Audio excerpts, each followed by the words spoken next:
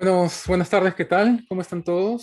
Yo soy Harold Kieser, voy a moderar este evento de hoy día, esta ocasión, en la cual estamos reunidos para hablar sobre movilidad.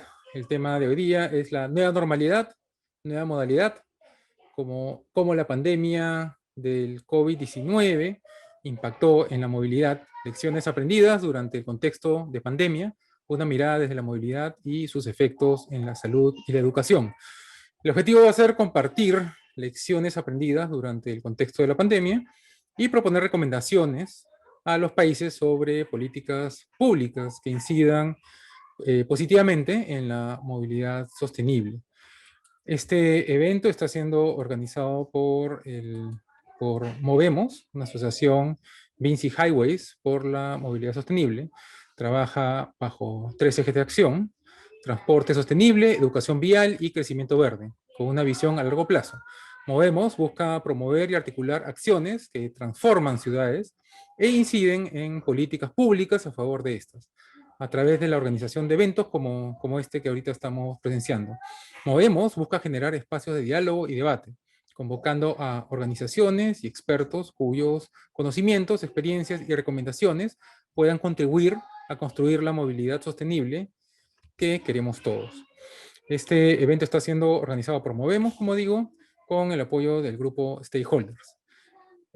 Así que vamos a pasar, tenemos tres expositores el día de hoy: el señor Pablo Beacenteno, Alex Kisberg y Carla Berini. La modalidad va a ser la siguiente: vamos a ir uno por uno presenciando sus exposiciones. La idea va a ser que cada uno tenga 10 minutos, 15 minutos, traten de no pasarse mucho. Durante ese tiempo, cualquiera de ustedes puede dejar sus preguntas o sus inquietudes en el chat del evento, del Zoom, o como comentario en el Facebook, ¿no? Nosotros las vamos a ir recopilando y al final las vamos a hacer todas juntas. Si queda poco tiempo, vamos a seleccionar las mejores preguntas. Si falta tiempo, seguramente los expositores tienen sus propias redes sociales en las cuales podrán resolver las inquietudes que puedan surgir. Entonces, vamos a empezar con Pablo Beacenteno. Él es docente principal del Departamento de Arquitectura de la Pontificia Universidad Católica del Perú. ¿Estás listo, Pablo? Tienes que activar tu micro Sí, y arrancas. muchas, Tienes 10 minutos. perfecto. Muchas gracias, Hans. Muchas gracias a la organización Movemos por esta invitación. Y bueno, como en mi caso, quiero aprovechar para iniciar esta reflexión con preguntas en torno a cómo relacionamos para ver la salud y la educación con los efectos de la movilidad sostenible y la nueva normalidad. Creo que lo primero es preguntarnos ¿y cómo están nuestras ciudades y qué relación podemos hacer de la organización de nuestras ciudades con el problema de la pandemia que estamos viviendo?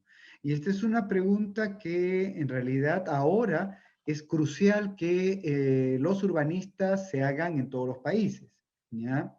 Eh, Acá lo que quiero presentarles ahora es mostrarles que la manera en que se organiza una ciudad como Lima, por ejemplo, ¿no? Tiene incidencia en la mayor o menor vulnerabilidad a la COVID. En este caso, aumentando la vulnerabilidad, ¿no? Y esa vulnerabilidad no solamente es una cuestión de la calidad de la vivienda, ¿no? Sino que tiene que ver con la manera en que vivimos en la ciudad. Y ahí, para entender la vida en la ciudad, un enfoque de movilidad es fundamental, ¿ya?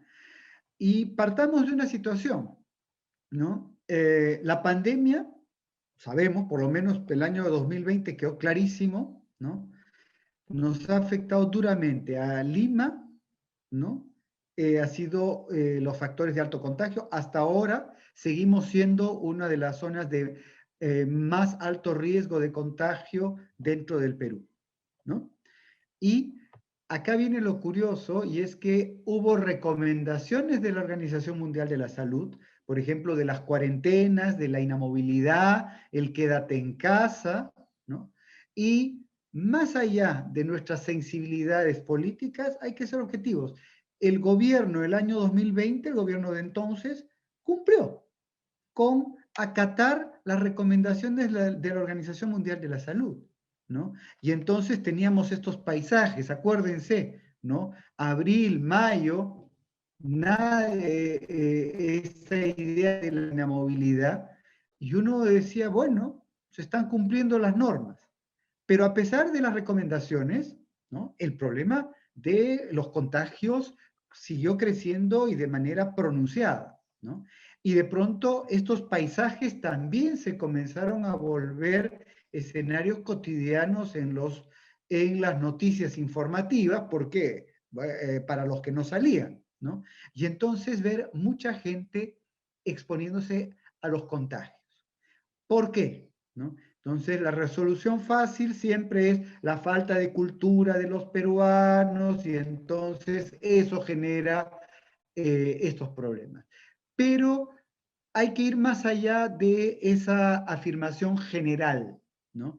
Y en este caso, mi inquietud era ver cómo puedo vincular estos comportamientos con la manera en que se organiza la ciudad, ¿ya? Y esta es la pregunta con la cual quiero organizar la exposición. Y para esa pregunta, un par de conceptos importantísimos que tengamos en cuenta. La noción de habitar.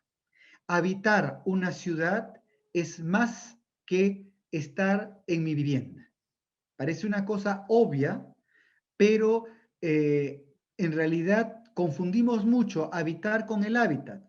Tanto así que pensemos nuestra manera de hablar. Nunca nosotros en el lenguaje coloquial no decimos, oye amigo, ¿dónde vives?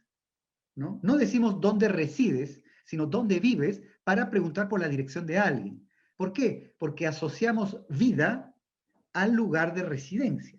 Esto era comprensible en centros poblados menores, en ciudades pequeñas, donde la vivienda y el entorno en el cual ocurre la vida urbana eran casi el mismo, o en todo caso era en el mismo radio caminable.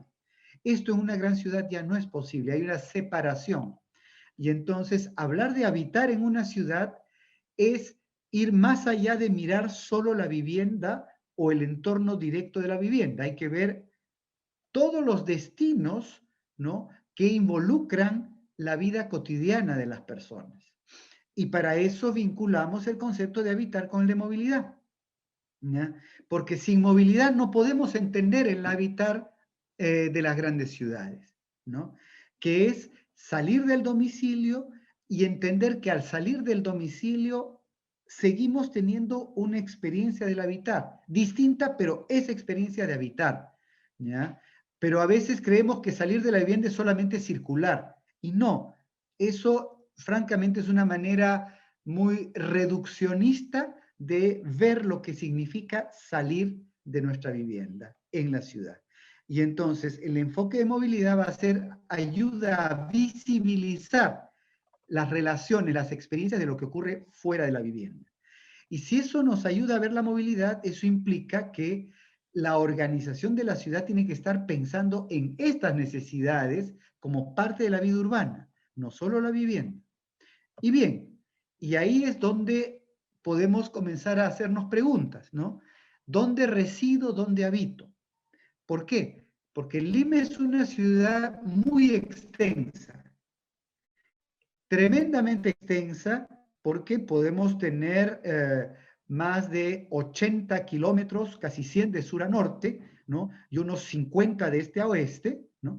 Y podemos decir que la densidad de habitación es relativamente baja si la comparamos con otras grandes ciudades de América Latina, ¿ya? Entonces, ocupa mucho territorio, aunque sea un territorio complicado, con laderas de cerro, con desierto, pero esa es la forma en que se ocupa, ¿no?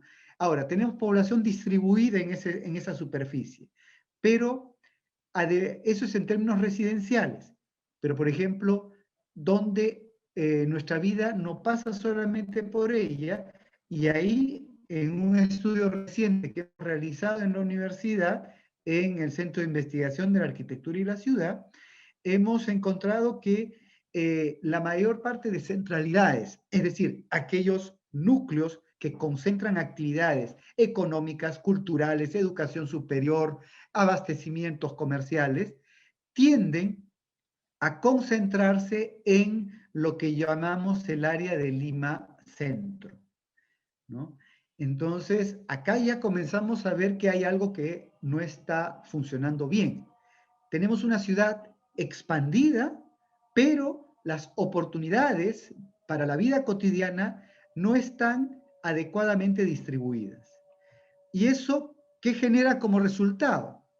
Por ejemplo, en estos estudios de movilidad que se hicieron con el Ministerio de Transporte y la cooperación japonesa, por ejemplo, en la imagen izquierda tenemos que el grueso de los destinos de los viajes entre las 4 y 10 de la mañana, ¿no?, van hacia Lima Centro, obviamente, ¿no?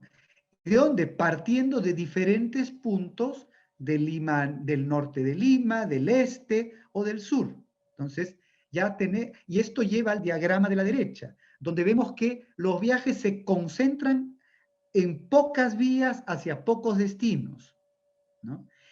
Eso es el tipo de organización de Lima. Entonces, tenemos una estructura de una ciudad que parece que es una suerte de con pocas centralidades y siempre en un mismo núcleo. Entonces, ¿eso qué genera como resultado? Obviamente, ¿no?, que muchos peruanos o limeños, habitantes de Lima, ¿no?, necesitan ir a esos destinos centrales en las únicas rutas que facilitan ese acceso y generan enormes concentraciones, por ejemplo, en los paraderos, ¿no? Y un agravante, esta situación dramática la viven sobre todo las poblaciones de más bajos ingresos, que están en el mapa como las figuras en más oscuro, son los territorios de la ciudad que concentran más población del rango de hogares con menores ingresos de la ciudad. Entonces, vemos que entonces tenemos la necesidad de viajar, ¿no?, se vuelve indispensable, ¿no?, para la vida cotidiana de los limeños, porque no hay las oportunidades, por ejemplo, de trabajo cerca. Y esto es dramático, sobre todo con los más pobres. Entonces, los más pobres van a tener, para sobrevivir, viajan siempre. Y entonces, por más que le digan en cuarentena, usted no se puede mover, no van a hacer caso, porque está en juego la subsistencia. Y último dato, ¿cómo son esas centralidades? Los principales núcleos de centralidades siguen siendo la zona del centro de Lima, del Cercado, Mesa Redonda, con el Mercado Central, como en la imagen, ¿no?, que son o el Giro Gamarra, que son espacios donde no hay facilidades de grandes espacios de ventilación. Entonces, es otro lugar, el destino mismo, donde se facilitan los contagios. Entonces, podemos ver rápidamente que la organización de la ciudad contribuye a agravar los factores de vulnerabilidad, ¿no?, tanto por los viajes, concentrándose las personas en paraderos, como los destinos, obviamente todo por la necesidad de viajar, y agravándose sobre todo esta situación en la población más pobre de la ciudad. Ese es el escenario de partida con el cual yo quería iniciar este webinar. Muchas gracias. Ok, muchas gracias, Pablo. 10 minutos exactos. Pareciera que has practicado frente al espejo antes de hoy día. Ahora vamos a tener la exposición de Alex Kitzberg, que es investigador, es asistente de investigación y profesor en la Universidad de Drexel y es miembro del colectivo de salud urbana. Alex, ¿estás conectado? ¿Estás bien? ¿Tienes tu micro? ¿Tienes que activar tu micro? Ya estoy activo. Tienes 15 minutos, Alex. Gracias.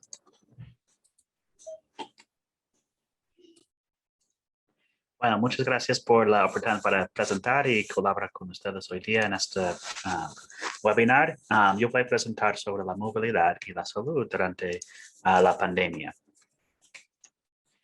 Bueno, primero tengo apoyo financiero de varias becas, uno por la Gobernación de Estados Unidos y también de algunos institutos no gubernamentales, y también soy consultor en la Universidad de los Andes en Bogotá, Colombia.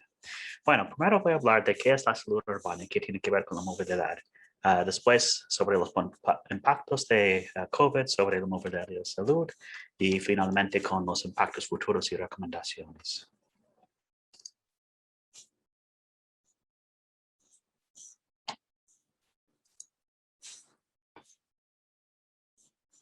Bueno, la salud urbana es importante componente de la vida urbana. Pues más y más personas están viviendo en áreas urbanas, tal como la presentación de Dr. Vega destacó en Lima por la expansión. En Perú, casi 80% de la población vive en áreas urbanas, y eso es parecido al resto de América Latina. Y sigue creciendo la población urbana en el país, según este patrón de crecimiento de los años. Entonces, esto es importante considerar la salud urbana porque hay diferencias entre las ciudades. Y si miramos a este gráfico por algunos colegas que tengo un estudio acá, la esperanza de vida en las ciudades por América Latina varía bastante entre las ciudades, hasta 15 años por género en algunas áreas. ¿Y por qué es esto? Es porque hay diferentes diseños urbanos, diferentes factores sociales y cosas en la vida urbana que pueden influenciar la salud. Este modelo muestra cómo están relacionados esos factores a la salud individual y poblacional. La salud urbana es multinivel y requiere pensar en los diferentes niveles que tenemos en nuestras vidas y además en el nivel de población. En caso del transporte, este gráfico está en inglés, pero muestra la conexión entre el transporte, diseño urbano y la salud. Si pensamos en el diseño de la ciudad y cómo el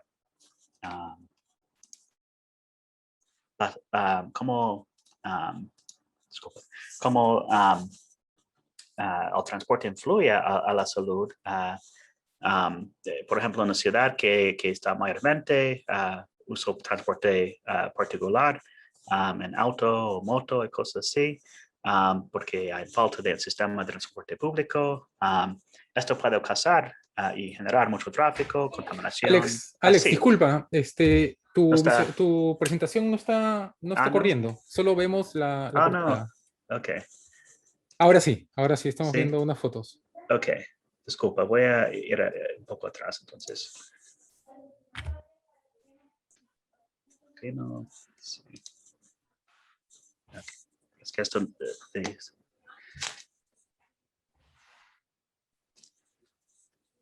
Está en la flechita arriba, pues. Ya. En la barra de arriba. Ahí está, ya está rotacionando. Sí, disculpa.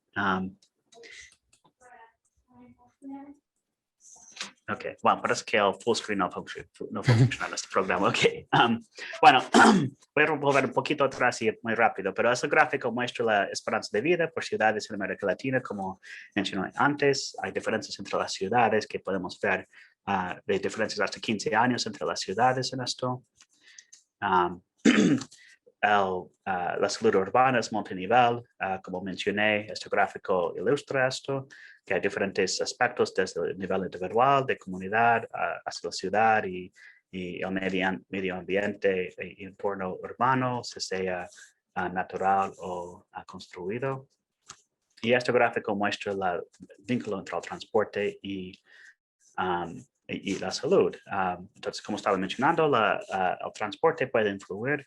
El diseño del transporte de la ciudad puede influir tal como tenemos el tipo de modos que están usando la gente y qué tipo de problemas es lo que puede generar. Entonces, con más transporte particular, tal como autos o motos, podemos tener mucho más incidentes viales, siniestros que pueden causar lesiones y fatalidades, más problemas respiratorios por causa de la contaminación, problemas de salud mental y además la actividad física puede ser más bajo cuando no tenemos modos activos y sostenibles siendo usados en la ciudad o no apoyadas.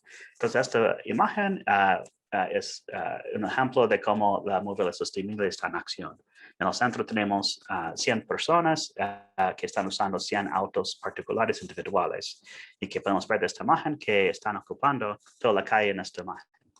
Solo por el hecho de viajar así. Pero en la izquierda tenemos gente que están caminando en bicicleta y a la derecha, misma cantidad de gente que pueden entrar en un bus de ciudad. Entonces, si pensamos en esos diferentes modos y las consecuencias de cada uno, podemos pensar ocupar el espacio de la calle con menos autos puede generar muchos diferentes beneficios a la salud, tal como más actividad física, menos siniestros, y mejor salud física en total. Tal como la presentación de Dr. Vega destacó, tenemos diferencias en las ciudades mismas en términos de la esperanza de vida. Este es otro estudio de los mismos colegas de antes que explora la esperanza de vida en varias ciudades en América Latina y vemos que hay barrios que tienen muy grandes diferencias de la esperanza de vida que otros, mayormente relacionados con factores socioeconómicos. Y COVID realmente ha ampliado estas diferencias. Porque esas poblaciones están más expuestas al virus, tienen que salir a trabajar, tienen más severidad y más alta tasa de mortalidad. Algunos estudios han demostrado y esto tiene que ver también con las limitaciones de la infraestructura de salud pública.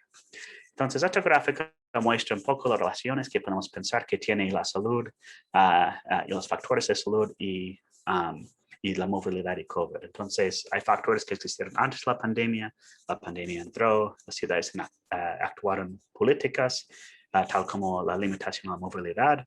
Esto redujo la movilidad total, pero también afectó los tipos de modos usados durante la pandemia y estas acciones pueden tener efectos en la salud que voy a mostrar en un minuto. Pero también las ciudades actuaron con políticas para combatir algunos de estos problemas, tal como los carriles de bici. Entonces, hay una conexión directa entre la movilidad y casos de COVID. Este estudio por otros colegas acá en Drexel mostramos que la movilidad de una semana impactó el número de casos que podremos esperar en la siguiente semana y hasta las siguientes 6 semanas. Entonces, si hay mucha movilidad en una semana durante alta transmisión de COVID, podemos esperar que hay mucho aumento en casos en las siguientes semanas. Entonces, esas políticas de movilidad son realmente importantes para limitar la transmisión cuando hay mucha presencia ya de COVID en la ciudad. El impacto en el transporte público, como me imagino que muchos de ustedes saben, ha sido sustancial. Este gráfico de más o menos 10 ciudades por toda América Latina. Esa es en la línea morado acá abajo. Han sido una gran bajada en su transporte público, en parte porque hay políticas para reducir la capacidad, pero también por razones de este público no quieren andar en transporte público. Entonces, muchos han cambiado a otras formas de transporte en muy corto tiempo. En Lima, más o menos 6% dicen que han cambiado otros modos de transporte y otros 11% dicen que ya no usan transporte público. Y 50% han bajado su uso de transporte público. Bueno, algunas de estas personas han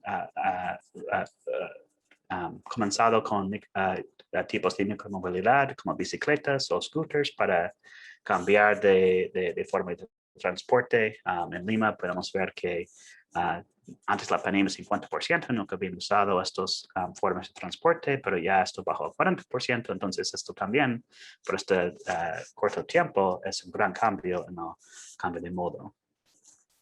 La seguridad vial también ha sido muy afectado por la pandemia. Estos son gráficos mostrando siniestros fatales en Estados Unidos. Y durante la pandemia, si miramos como denominador el número de millas viajados durante la pandemia, aunque fueron mucho menos y muchos siniestros totales menos, por mía manejado aumentó la tasa de fatalidad de 1.2 a 1.6. Eso es un salto gigante. Y vemos lo mismo, por lo menos en una ciudad en América Latina, ese es el ejemplo de Bogotá, y aún por modo, vemos que el número de viajes diarios en promedio bajó de 36 millones a 5 millones más o menos durante la pandemia, y el número de fatales bajó, pero si miramos la tasa por viaje, aumentó de 4 por 100 millones de viajes a 22 por 100 millones de viajes, y especialmente por los peatones, bicicletistas y las ciclistas y los motociclistas, aumentó mucho las tasas individuales de ellos. Bueno, las ciudades han hecho muchas políticas para combatir esto, tal como implementar los carriles de bicis temporarios, como este gráfico muestra, más de 400 mundialmente han hecho esto, incluyendo Lima.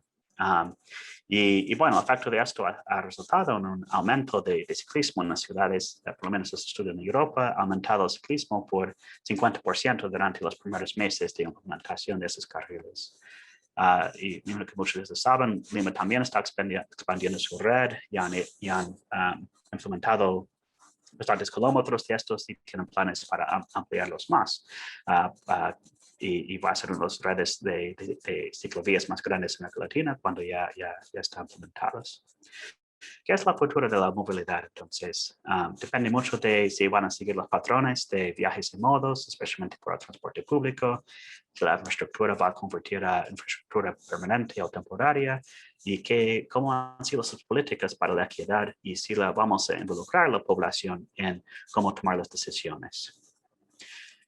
Por Lima específicamente, el transporte público, el sistema metropolitano, los viajes diarios ha bajado bastante, obviamente, y no ha recuperado, y la pregunta es si va a recuperar y cómo pueden lograr esto.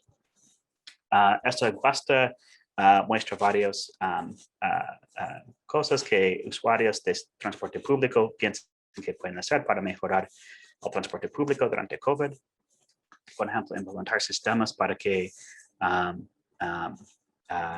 tienen que usar el efectivo, ampliar el servicio de buses y otras cosas para mantener la distancia social. Entonces, en total, si podemos bajar el riesgo de COVID en el transporte público, esto va a ayudar. Esto puede ser por aumentar el servicio, priorizar el tráfico de los buses por infraestructura como carriles dedicados y incluir cosas equitativas como subsidiar los pasajes a las poblaciones de bajos ingresos. Muchas ciudades ya hacen esto. Y más importante, por términos de seguridad vial, es proteger a los peatones con el diseño urbano. Por la bicicleta, bueno, la infraestructura aumentada es increíble. Esto va a apoyar el futuro crecimiento. Es un buen alternativo sostenible de transporte y tiene buenos beneficios de salud física y mental. Pero si la infraestructura no es suficiente para proteger a los usuarios, esto puede generar problemas de seguridad vial. Entonces, la infraestructura tiene que ser muy bien pensado y planeado para prevenir eso, especialmente si más gente usa autos en vez de regresar al transporte público. Y bueno, la bicicleta no es por todos, familias, personas mayores, gente con discapacidades necesitan transporte público fuerte y accesible para apoyarse. En Lima tenemos varios tipos de carriles de bici. Este es un estudio del Grupo Banco Mundial antes de la pandemia.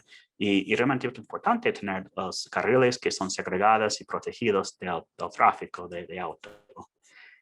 Entonces, esas son algunas obras de ejemplos en el último diapositivo para mostrar cómo podemos proteger a los ciclistas, pero hay algunas faltas igual. Por ejemplo, esta avenida en San Manuel del Gancho tiene muy bonito la ciclovía, pero falta acceso a los barrios alrededores en muchas partes, ¿no? Entonces, quizás van a montar los ciclistas, pero si no tienen manera de salir de esta avenida alrededor, pueden ponerse a riesgo, porque igual muchos van a salir ahí en vez de esperar hasta el crucero o intersección para hacerlo. Estos ciclovías son increíbles y hacerlos permanentes va a ayudar mucho en apoyo a los ciclistas.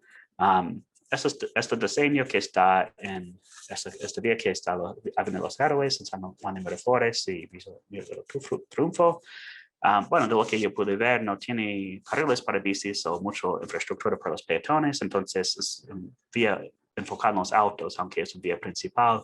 Entonces todavía hay falta para pensar en cómo podemos mejorar esas vías para apoyar el transporte sostenible y esas acciones en el centro de Lima para peatonizar la centro de la ciudad es un paso increíble que va a ayudar mucho en apoyar esta meta y también generar negocio y actividad por los compañías que están en el centro. Bueno, eso es todo lo que tengo por ahora y bienvenido a las preguntas después. Gracias. Muchas gracias. Muchas gracias, Alex. Como dije al comienzo, pueden ir dejando sus preguntas en el espacio de chat del Zoom o como comentario en la transmisión en el Facebook. Nosotros las vamos a recopilar, las vamos a hacer todas juntas al final. Ahora vamos a tener a Carla Carmerini. Ella es gerente general y cofundadora de MásEducación.p. ¿Es Más Educación o Plus Educación? No sé, ahorita me aclaras. Y directora para Latinoamérica y España de Manga High. ¿Tienes tu micro listo? Todo bien. Ya, genial. Tú tienes 15 minutos. Perfecto, gracias, Hans. Gracias a todos y todas por la invitación. Voy a proyectar mi pantalla. ¿Me confirman, por favor, si la están viendo? Está todo bien, perfecto. Perfecto. Gracias por la invitación, gracias por el espacio para reflexionar sobre el tema de la educación, de la movilidad en general y desde cómo lo vemos desde la educación. Yo en verdad me voy a basar en cómo han cambiado las dinámicas con la educación a distancia, los retos que tenemos y algunas recomendaciones de políticas. Soy cofundadora de MásEducación.pe, que es un espacio digital en el cual visibilizamos la labor de los docentes, especialmente centrados en las áreas más vulnerables del país. Y en paralelo, soy especialista en política educativa y especialista en educación y tecnología.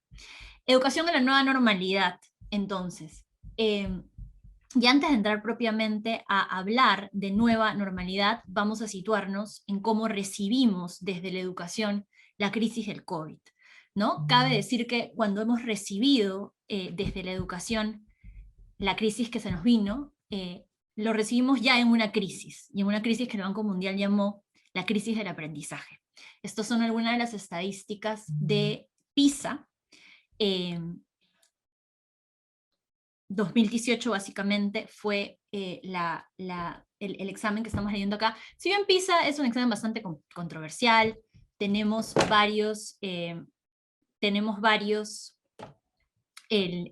indicadores que dicen que en realidad no es suficiente. A mí me parece que efectivamente le falta mucho para poder medir todo lo que es educación, sin embargo sí nos da una visión comparativa a nivel de varios países, y es bien importante mirar la región. Latinoamérica ya tenía una crisis del aprendizaje. En el tema de matemáticas y de lectura no estábamos efectivamente alcanzando los estándares internacionales, promedios satisfactorios para decir que los niños estaban aprendiendo. Y esto no pasaba solamente en Perú o en Latinoamérica, pasaba en África y pasaba en otros lugares del mundo también. Teníamos una crisis donde la educación había llegado a dar acceso en lo que es nivel primaria a casi el 100% de los niños y niñas. Sí, en secundaria estábamos por el 80, 70 y tantos %, en países como el nuestro, sin embargo no estaban aprendiendo en las aulas. Hoy a nivel de PISA este es nuestro puesto, pero además a nivel de Perú, en evaluaciones nacionales, teníamos que menos del 40% de los niños y niñas efectivamente estaban aprendiendo, ¿no? Y otro problema con el que recibimos la crisis del COVID fue con un problema de desigualdad de acceso a tecnología. Y aquí está una fotito que se hace del BID de Latinoamérica, donde efectivamente vemos que el acceso al Internet de la población es un acceso limitado para zonas urbanas, mucho más limitado para zonas rurales, y además que refleja toda la desigualdad porque el quintil más rico, el 65% efectivamente accede, mientras que en el quintil más vulnerable solo el 24% de la población accede a conectividad. Y en el caso de la escuela, era todavía el reflejo más alto en temas de desigualdades. Aquí lo pueden ver, esta información pertenece al BID. Entonces, con la crisis del aprendizaje y con desigualdad en tecnología, recibimos la crisis del COVID-19. Año 2020 llegó el aprendizaje a distancia de manera intempestiva. Y es aquí cuando la movilidad de los niños y niñas y adolescentes con la posibilidad de ir a la escuela y todo lo que ésta representa para ellos en su desarrollo fue bloqueada. Además fue bloqueada en países como el nuestro que no estábamos listos para responder con calidad, de manera efectiva, a niños y niñas que no fueran a la escuela. ¿Cómo iban a aprender? Tuvimos que virar a la educación a distancia. Cabe reconocer que países como el Perú tuvieron una estrategia muy rápida y que en verdad se desarrolló en mes y medio o menos. Lanzaron ya una estrategia multiplataforma llamada Aprendo en Casa, con radio, televisión e internet, en el cual se tuvieron que proporcionar las sesiones. Todo esto fue en abril del 2020, en comparación con otros países como México, por ejemplo, donde la televisión educativa ya existía en el país desde los años 50 aproximadamente. Entonces, Perú tuvo que dar una respuesta súper rápida. No fue perfecta, pero fue rápida en el momento y solucionó. Sin embargo, ¿qué pasa luego?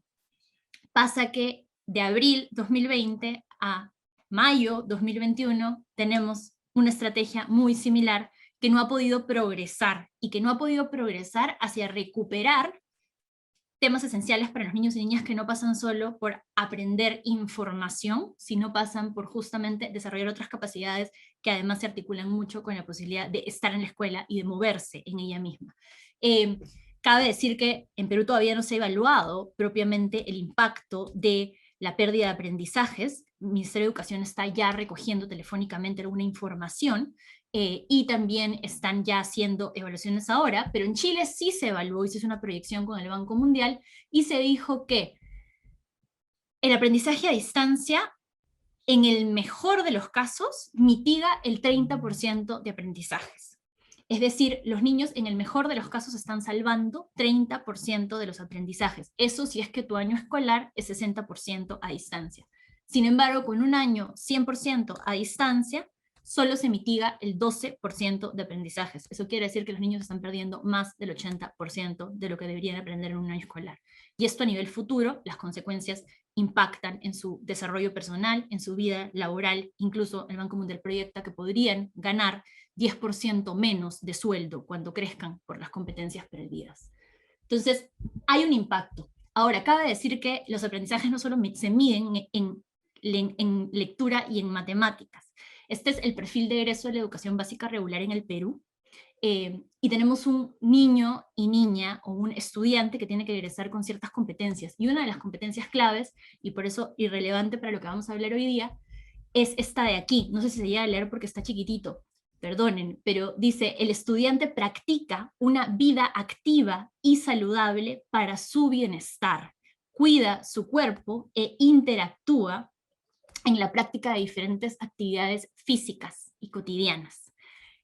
Asimismo hay capacidades, competencias relacionadas a lo intercultural, competencias relacionadas a comprender problemas, a indagar, etc. Pero he resaltado esto porque finalmente esta es la que la educación a distancia no ha sabido cómo integrar, y tiene limitaciones para integrar, para permitirle a los niños y niñas desarrollar este elemento tan esencial de su formación, que es la movilidad. Retos entonces de la educación a distancia, ¿no? El primer reto es cómo logramos que el aprendizaje sea vinculante para los estudiantes.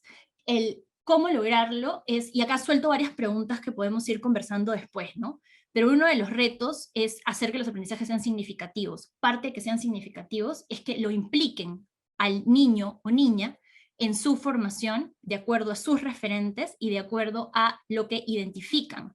Y una de las cosas que ellos identifican como parte de su aprendizaje, especialmente los más chiquititos, es el movimiento, y es la socialización con otras personas en el espacio escolar. ¿Estaban preparados los y los docentes en el Perú para poder superar este reto de cómo vincular?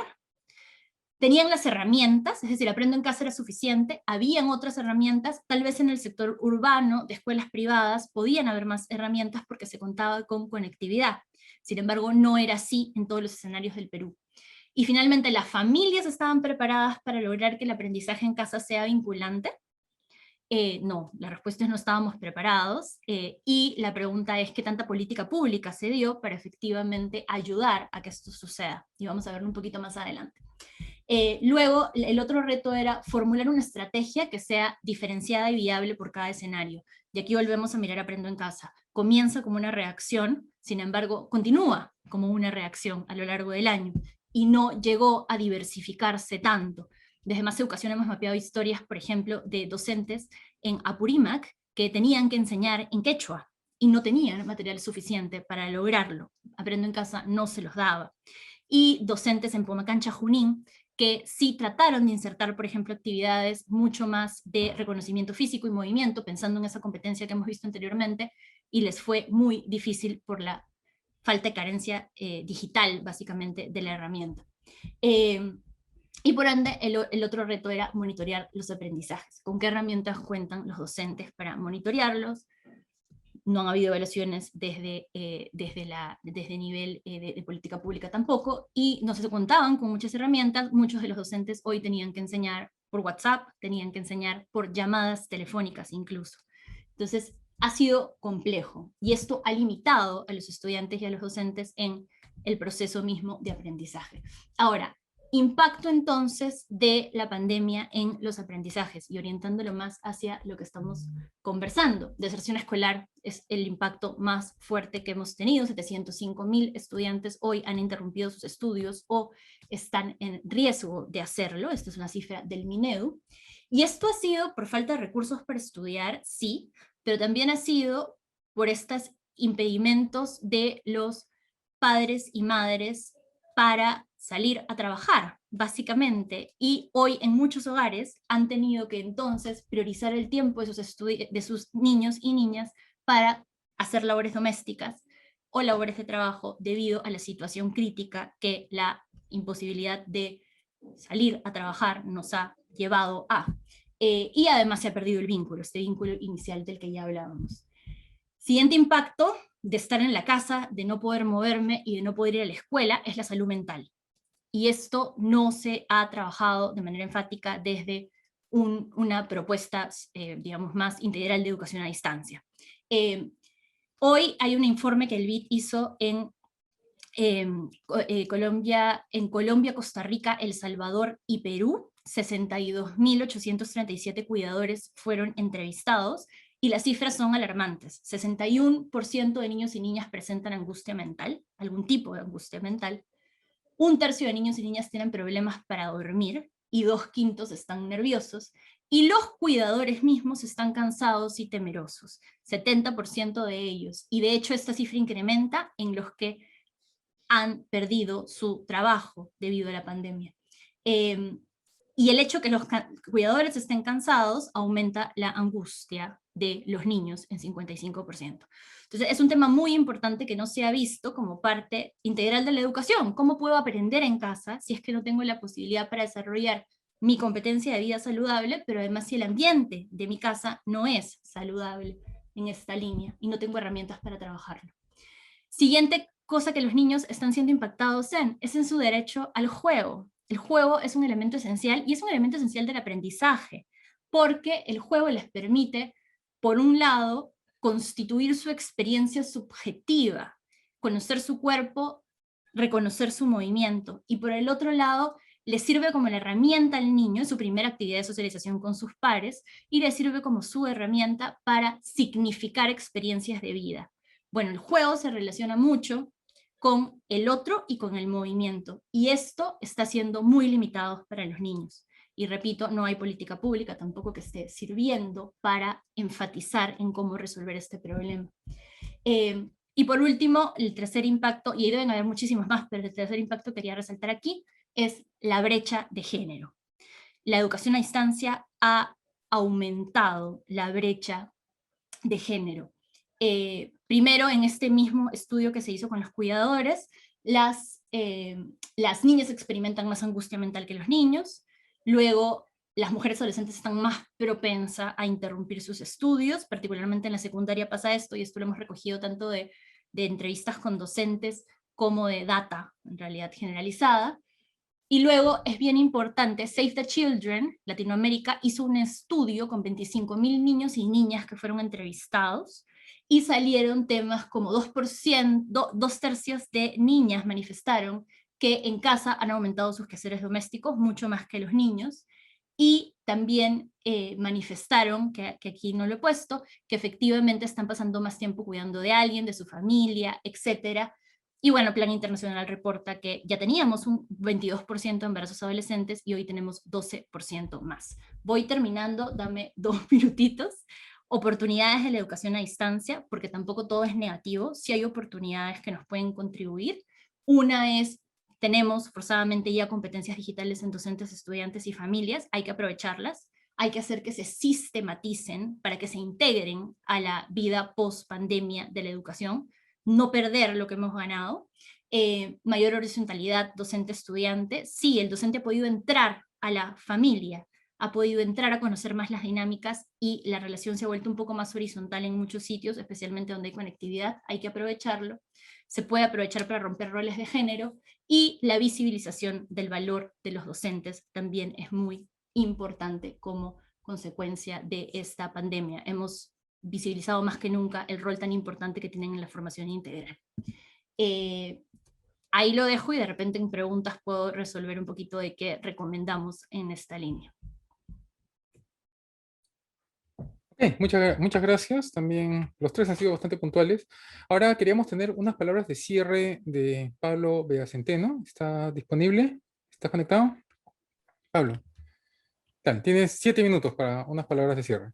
Bueno, entonces son varias palabras. Bueno, bien, creo que la reflexión, la mirada de Alex y Carla nos dan pistas interesantes para vincular justamente la salud, la educación con las estructuras de ciudades como Lima.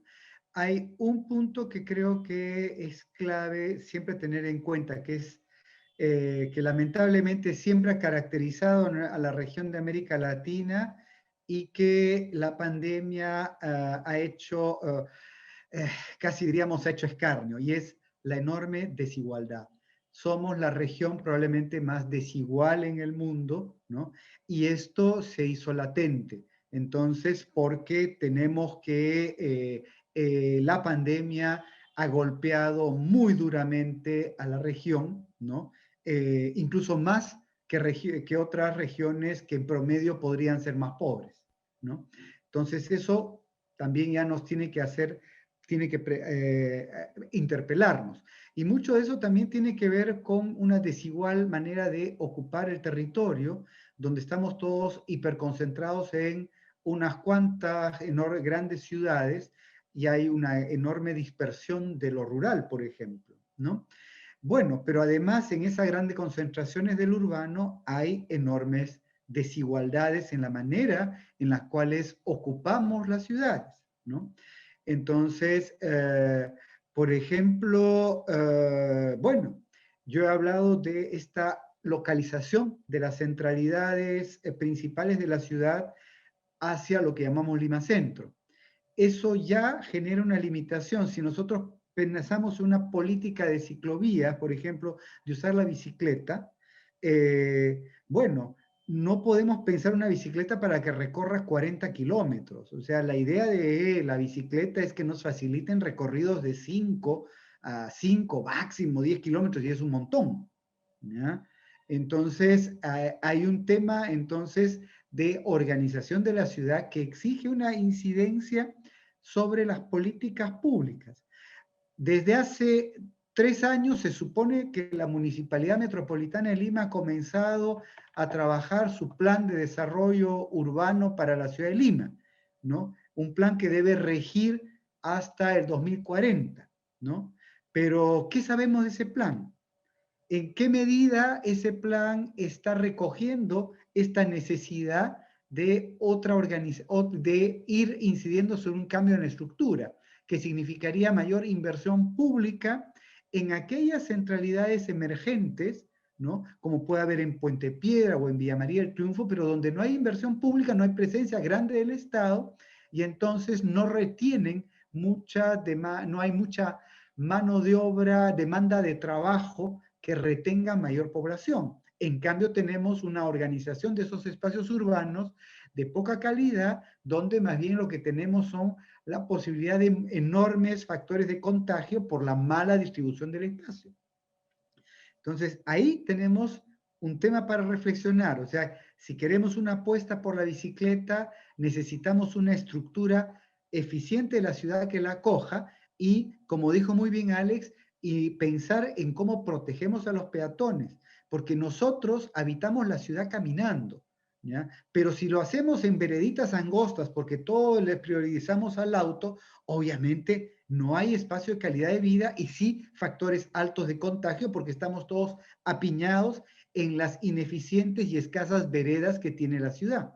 Y otra vez, la desigualdad. Los que más caminan son los más pobres, ¿no? Y entonces eso como que tema que lamentablemente se va repitiendo.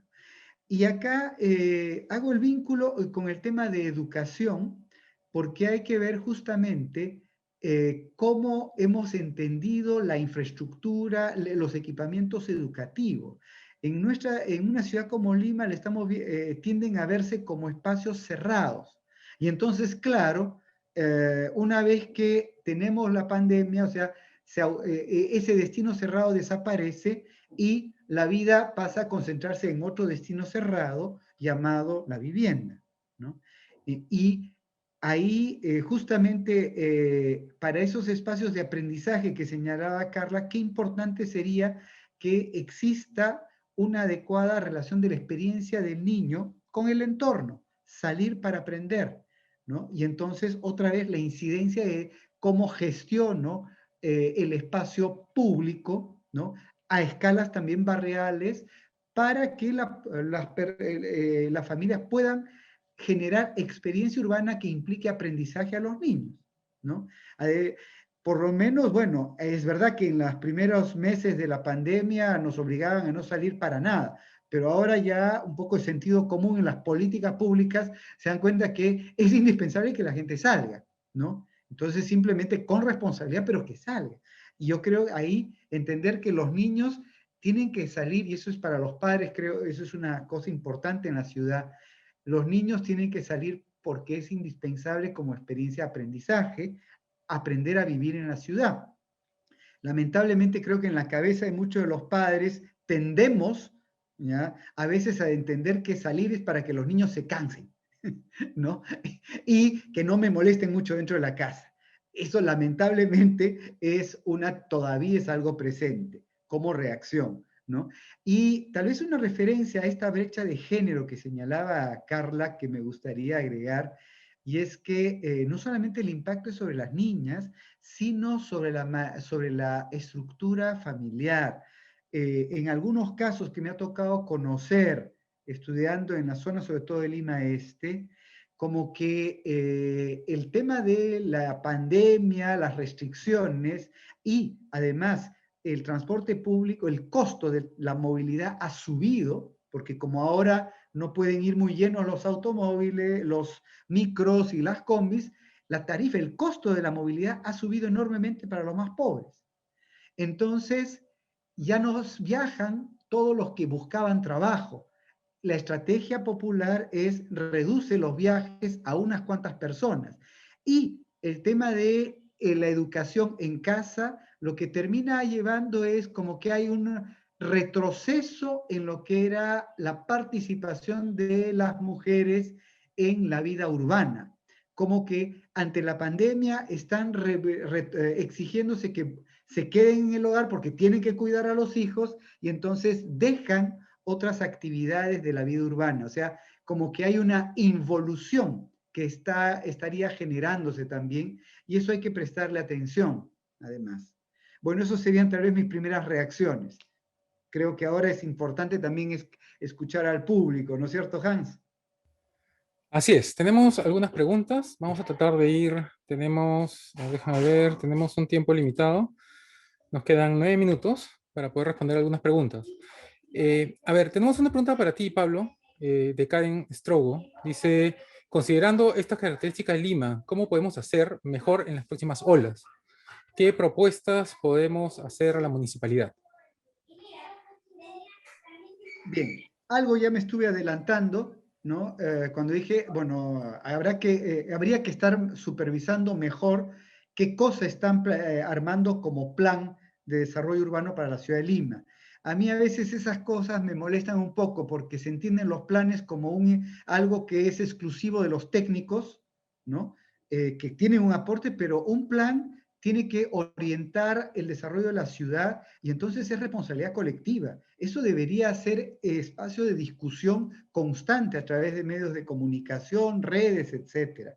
Pero lamentablemente todavía hay una mirada de hace 50 años de entender el plan como una cosa exclusivamente de un grupo de sabios, ¿no? Arquitectos, ingenieros que se hacen cargo. Yo creo que eso hay que cambiar. Políticas de mitigación también es entender que hay que facilitar, yo diría, los servicios públicos, tiene que haber una mayor presencia descentralizada, porque eso ayuda a generar actividad descentralizada, tratar de mitigar que haya tanto viaje hacia el área central. Por eso, en el estudio que hicimos en la Universidad Católica, identificamos, por eso mencioné varios centros emergentes. No se trata de inventar centros, es sobre esos que existen, cómo mejoramos las condiciones urbanas y cómo generamos actividades que retengan economía urbana en esas zonas para que mucha población no esté obligada a tener que estar viajando constantemente 40, 50 kilómetros al área central de la ciudad. Ok, tenemos ahora una pregunta para Carla, de Luis Zapata Palacios. Pregunta, ¿qué pueden hacer los gobiernos para que los niños y jóvenes minimicen la desventaja en movilidad social que les impacta debido a la pérdida de valor derivada de la educación virtual, a diferencia de la educación presencial? Carla, ¿estás presente? Aquí estoy. Ah, ya, ok, perfecto. Gracias. Sí, gracias. He visto ahí varias preguntitas. Voy a tratar de hacer un resumen para responder todas y que creo además me ayudará en la parte de recomendaciones. Me preguntaban qué se debe hacer para mejorar la educación digital y a la vez qué se debe hacer desde la política pública. Bueno, políticas públicas, necesitamos hoy la recomendación internacional y la recomendación generalizada es que transitemos el retorno a las aulas. ¿Por qué necesitamos retornar a las aulas? Porque no solamente se trata de aprender las competencias de lectura y matemática, como les decía, sino de poder posibilitar a los niños la interacción, esta movilización que menciona Luis en su espacio. Entonces se trata de preocuparnos por las competencias socioemocionales de los estudiantes también, que son parte esencial de su formación. Entonces, ¿qué se debe hacer? Evidentemente no vamos a retornar a las aulas todos mañana, ni vamos a retornar igual por escenarios. Entonces, si hablamos de políticas públicas, necesitamos políticas focalizadas que puedan atender a cada escenario educativo de manera diferenciada.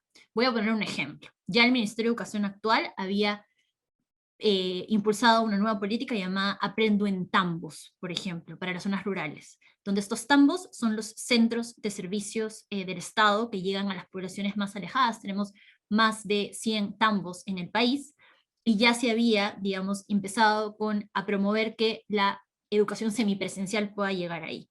Luego, para las zonas más urbanas, donde efectivamente hay conectividad y donde podemos garantizar una mejor educación a distancia, es decir, con medios digitales, lo que tenemos que hacer es fortalecer al docente, para que sea capaz de liderar un proceso donde la educación no esté centrada solamente en coger un material de aprendo en casa, sino en desarrollar todas estas competencias integrales.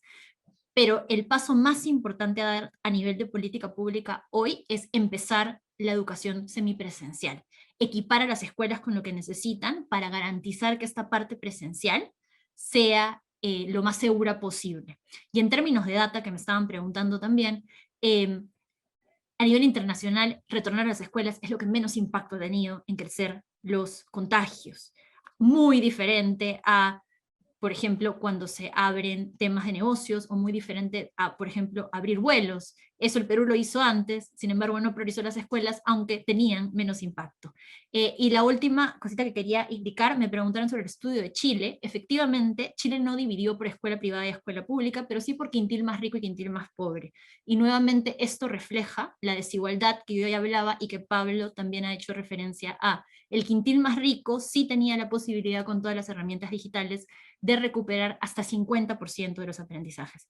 Pero también hay una pérdida de 50% incluso donde tienes las garantías de infraestructura. Entonces, en términos de política pública, no solamente hay que concentrarnos en dar infraestructura, es decir, conectividad y tablets, como por ejemplo fue la apuesta del actual gobierno, sino en hacer esta estrategia integral, diferenciada por escenarios, que fortalezca al docente y, lo más importante, se centre en el estudiante. Ok, muchas gracias. Tenemos una pregunta para Alex. ¿Estás conectado, Alex? Ahí está, perfecto. Los cambios en la infraestructura para micromovilidad responden, en el contexto de la pandemia, más a populismo corto, o sea, a un pedido político antes que a una verdadera planificación urbana. ¿Sucede esto en todo el mundo? ¿Y cómo se pueden superar estas deficiencias? Muchas gracias por la pregunta, y esa es muy buena pregunta, porque sí, muchas de las ciudades implementaron sus infraestructuras muy rápidas, ¿no?, en respuesta a la pandemia. En algunos casos ya tenían planeados hacer estos carriles de bici, otras intervenciones que implementaron, pero quizás los implementaron en pedazos o no completamente como habían planeado originalmente. Como ahora en el caso de Lima, esos carriles de bici ya habían planes para ser más carriles de bici hace años, y solo lo estaban implementando más lentamente, y la pandemia dio una oportunidad para implementarlos más rápido. Pero como los ejemplos que mostré, como hay todavía falta mucha infraestructura para realmente apoyar a los ciclistas. Y conectando al comentario de Dr. Vega, hay una idea de hacer una ciudad de 15 minutos por los residentes, ¿no? Como hacer que todos los servicios, trabajo, cosas así, están dentro de 15 minutos de viaje a los residentes. Y esto va a apoyar no solamente la movilidad sostenible y bajar los riesgos del cambio climático, pero también puede mejorar la salud y ponerlos menos a riesgo a siniestros y otros peligros. Entonces sí, es muy buena pregunta, que las ciudades tienen que seguir apoyando el diseño urbano y implementando diseños urbanos para apoyar a los ciclistas y ahora y en adelante para toda la infraestructura que han implementado. Ok, muchas gracias. Entonces, con esto ya hemos respondido las preguntas que teníamos.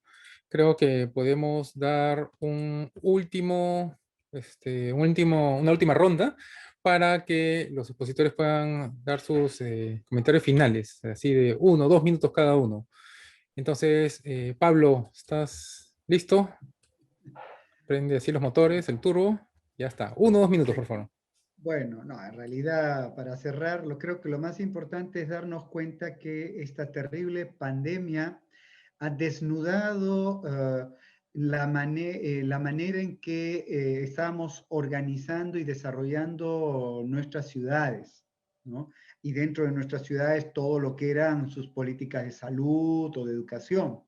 En realidad, ahí vemos cómo nos ha golpeado muy duramente. Estábamos muy orgullosos con los indicadores macroeconómicos estables del país durante más de 20 años, ¿no? Y a la hora de una emergencia sanitaria como esta, nos han servido de muy poco, ¿no? Y más bien desnudando que incluso hemos sido los países más vulnerables a la pandemia. Es la oportunidad entonces de replantearnos seriamente cómo estamos proponiendo nuestras aspiraciones de vida urbana, y dentro de eso, cómo interpelamos a la política urbana, a la política de educación y a la política de salud. Es un momento importante, no podemos dejarlo pasar. Gracias. Ok, Alex, unas últimas palabras, 1 o 2 minutos, por favor. Gracias.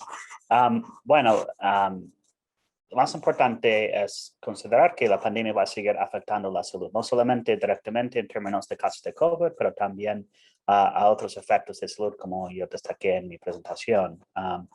En Perú, aunque hay 62 o más, 69 más muertos por COVID, hay más de 164,000 muertos excesivos en el país que no han sido vinculados al COVID, pero quizás son de COVID o otras causas, y esto pasa en muchos países. Entonces la salud va a ser impactada por la pandemia, no solamente directamente, pero por efectos secundarios, que también puede ir por la ruta económica, por las bajadas en empleos y situación económica de mucha gente en la región. Y hay que tomar esto en cuenta en términos de gobiernos, que pueden hacer para evitar los daño a la salud por causa de esto.